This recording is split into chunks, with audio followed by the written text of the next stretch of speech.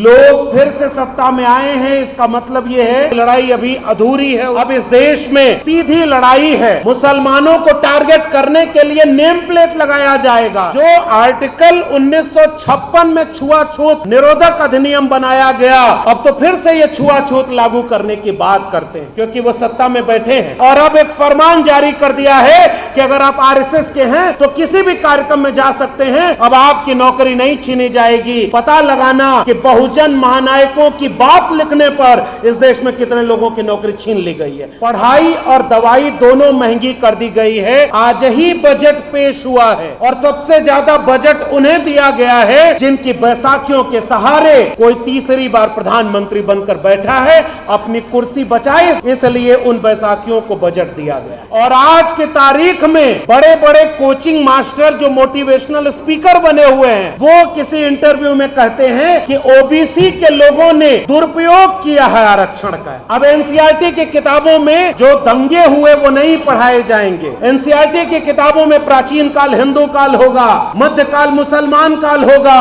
और आधुनिक काल में कहा जाएगा कि जाति व्यवस्था उत्पन्न हो गई और जातिवार जनगणना ही देश को बचाएगी।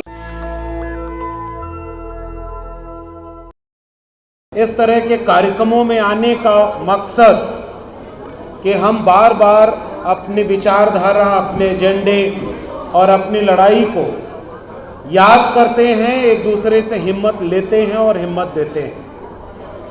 इसलिए कई बार दोहराते हैं हम अपनी मांग को, अपनी बात को, अपनी विचारधारा को। धार्मिक किताबों में लिखा जाता है कि धर्म की किताबों को जितनी बार पढ़ेंगे कष्ट दूर होगा, लेकिन हमारी विचारधारा कहती है कि अपनी विचारधारा की बातों को जितनी बार दोहराएंगे उतनी बार कष्ट दूर होने की गुंजाइश ज्यादा पैदा होगी। ऐसी उम्मीद के साथ आज हम जिस दौर में यहां पर खड़े हैं, ये एक तरफ सुकून भरा भी है और दूसरी तरफ मुश्किल भरा भी। सुकून इस बात का है कि जब इस मुल्क में इस बात का इम्तिहान होना था कि कुछ दिन पहले जमहूरियत में लोग वोट देकर के तय करना था कि कौन देश में हुक्मरान बनेगा और वो इस देश को इस मुल्क के आईन से चलाएगा या उसे बदल देगा। इस तरह के जन आंदोलनों का, सामाजिक संगठनों का और ऐसी तमाम बैठकों का ये प्रतिफल है कि संविधान को बदलने की बात करने वाले कमजोर इतना हुए हैं कि अब उन्हें भी सहारे की जरूरत पड़ी है। अब संविधान बदलने की बात करने के पहले संविधान पर माथा झुकाकर तब शपथ लेने गए।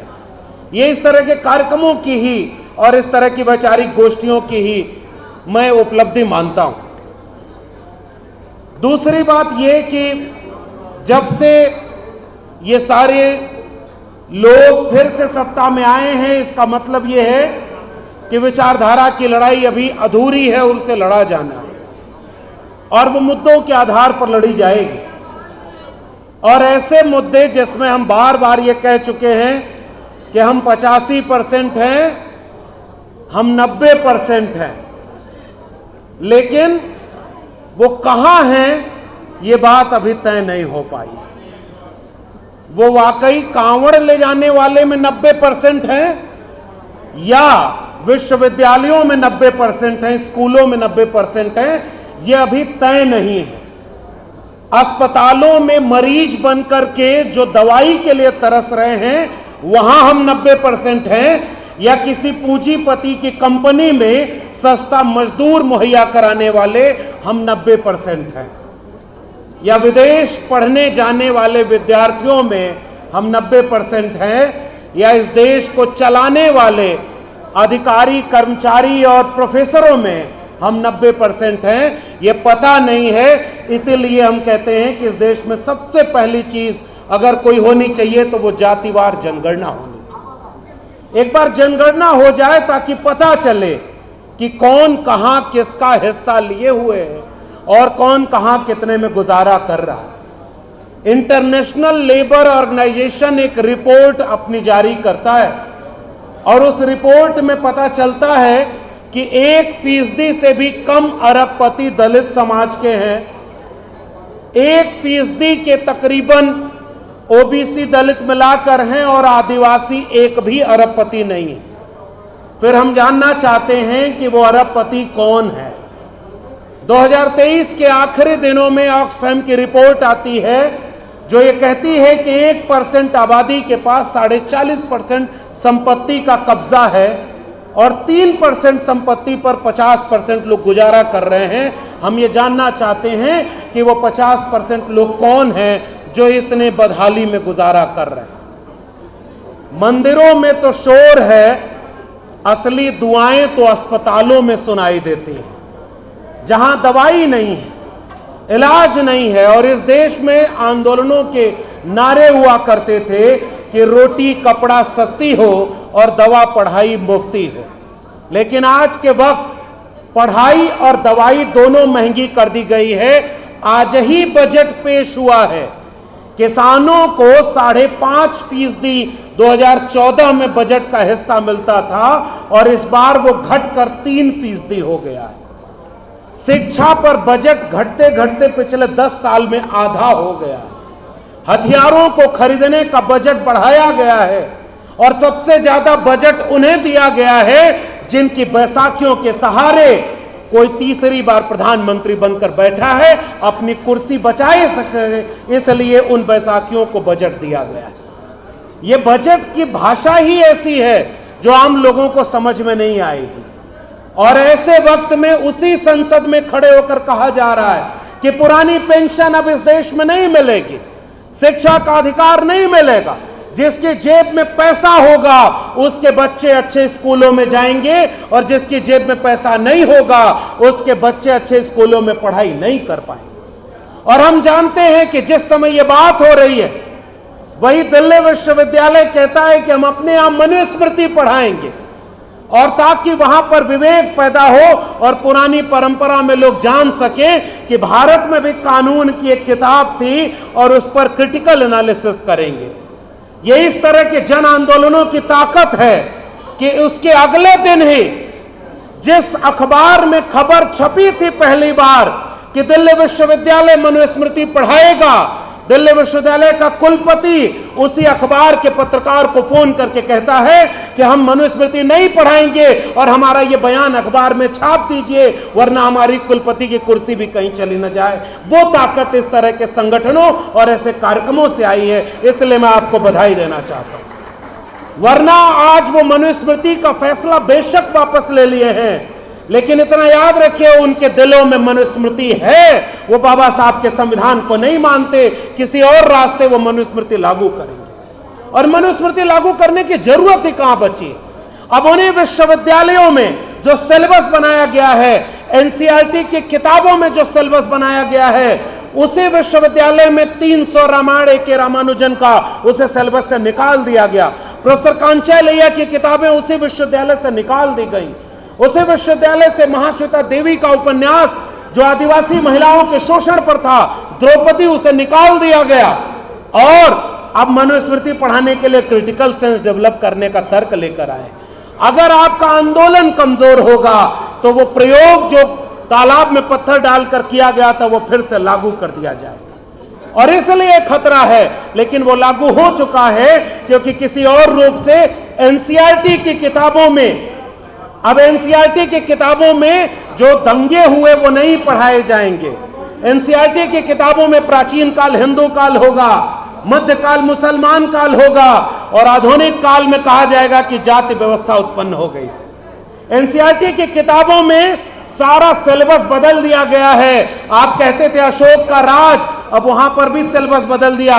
जो स्कूल में पढ़ने भी जाएंगे उनको आप क्या पढ़ाएंगे, ये तो हम बचा ही नहीं पाए। और इससे ईडब्ल्यूएस आरक्षण कहीं लागू ना हो, बैकलॉग मिल जाएगा ईडब्ल्यूएस में। और आज की तारीख में बड़े बड़े कोचिंग मास्टर जो मोटिवेशनल स्पीकर बने हुए हैं, वो किसी इंटरव्यू में कहते हैं कि ओबीसी के लोगों ने दुरुपयोग किया है आरक्षण का, शेड्यूल्ड कास्ट और शेड्यूल्ड ट्राइब के लोगों ने दुरुपयोग किया आरक्षण का, और ईडब्ल्यूएस पर कोई बात नहीं करते।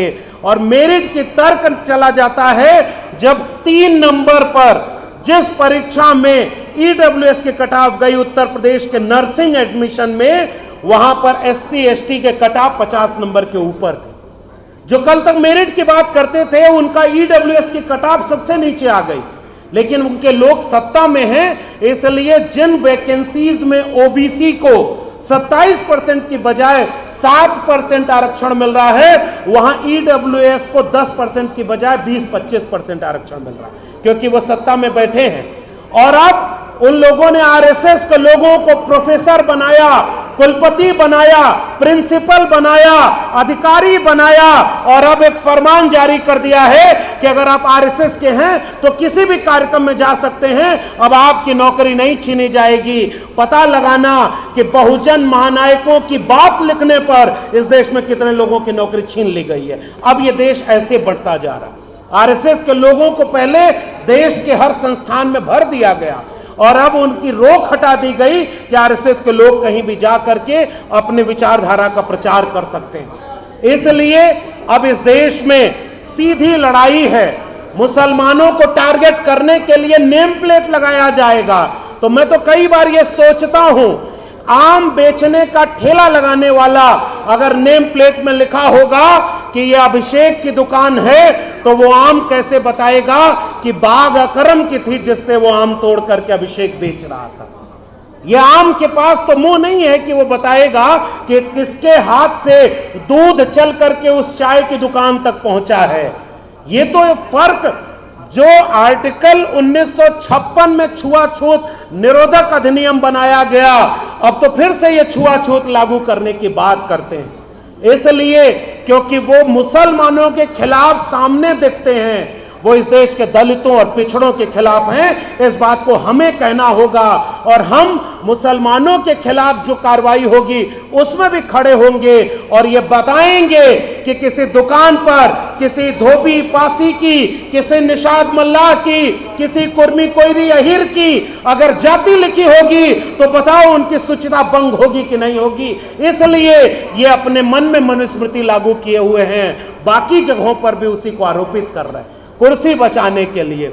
इसलिए मैं आपसे ये गुजारिश करना चाहता हूं कि अगर इस देश में आज की तारीख में सबसे पहली कोई जन आंदोलन की मांग बननी चाहिए तो वो कास्ट सेंसस होना चाहिए, जातिवार जनगणना होनी चाहिए, और जातिवार जनगणना ही देश को बचाएगी, और जातिवार जनगणना से ही सबको सबके हिस्से का हक मिलेगा। और यह हकमारी जब तक हम नहीं बचा पाएंगे तब तक इस देश का कुछ नहीं हो सकता। और मैं आखिर में एक छोटी सी कविता पढ़ना चाहता हूं, और इसी में पैगाम हमारा है कि हम क्यों बार बार इस तरह के कार्यक्रमों में आते हैं। हमने कलम किताब हाथ में ली तो हम यहां तक पहुंच सके।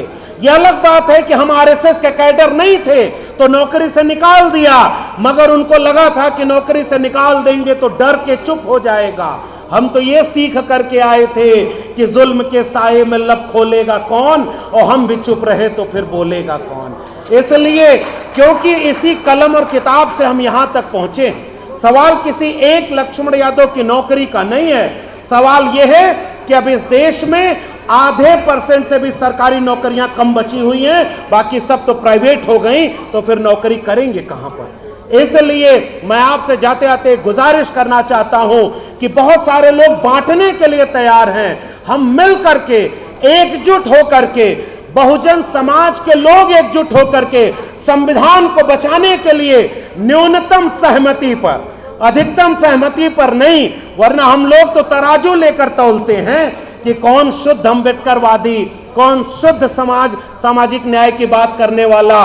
न्यूनतम सहमति पर अधिकतम एका बनाइए, वरना लड़ने के बहाने हमारे बीच 1000 मिलेंगे, जोड़ने के बहाने अगर एक मिल जाए तो उसी के बहाने जुड़ जाएं, और जिम्मेदारी हमारे ऊपर सबसे ज्यादा है। मैं एक आखिर में शेर कह के इसी के साथ अपना पैगाम आप तक पहुंचाना चाहता हूं कि यार मक्तल से बहरहाल गुजरना होगा, यार मक्तल से बहरहाल गुजरना होगा, बच गए हम तो किसी और को मरना होगा, बच गए हम तो किसी और को मरना होगा। टाल देने से कोई मसला हल नहीं होता, एक न एक दिन कोई फैसला लेना होगा। अगली नस्लों को बर्बादी से बचाने की खातिर जो भी करना है इसी नस्ल को करना होगा।